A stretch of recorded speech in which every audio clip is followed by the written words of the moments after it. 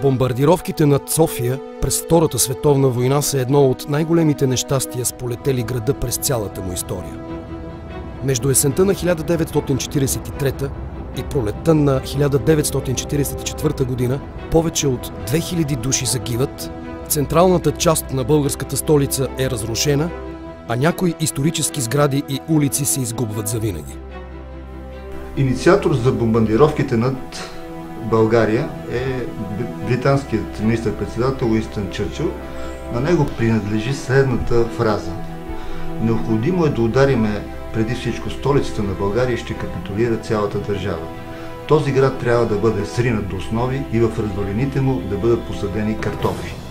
Именно по инициатива на Чърчил започва изпълнението на операция под кодовото наименование Прицел от упор. Първата бомбардировка над София е още на 6 април 1941 година, когато югославски самолет атакува западните части на града, убивайки 8 души. След 8 месеца България обявява война на Великобритания и на Съединените американски щати. Това решение като че ли остава незабелязано за съюзниците, защото е по-скоро символичен акт. Истинските проблеми на София започват 2 години по-късно, на 14 ноември 1943 година. 91 самолета разрушават 47 сгради, загиват около 60 души, близо 200 са ранени. След 10 дни над София прилитат още 60 самолета. Следват бомбардировки през около 10 дни. Те са част от операцията Приливна вълна срещу германските съюзници на Балканите.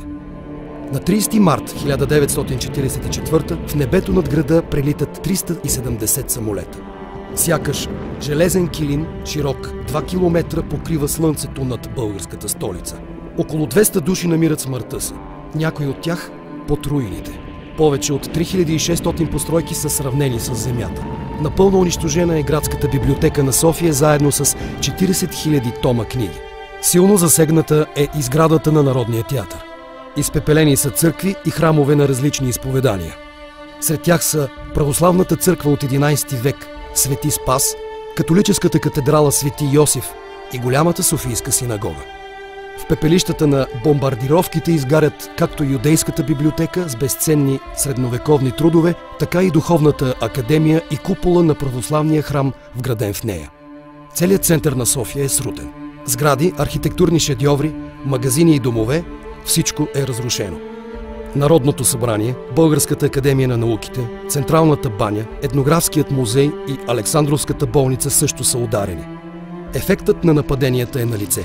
Жителите на София страдат, губят своите близки, лишават се от покрив над главите си, треперят от страх в очакване на поредната бомбардировка. 350 000 души напускат панически града, търсейки спасение в провинцията. Материалните щети са огромни. Правителството е принудено да започне тайни преговори с англо-американските съюзници. Временно атаките са спрени, но след провала на разговорите в Истанбул и Анкара, бомбардировките започват наново. Днес мнозина смятат, че въпреки погрома положението е могло да бъде и по-страшно. Хиляди хора и сгради са спасени от атаките на противника заради ожесточената съпротива на българските военно-въздушни сили.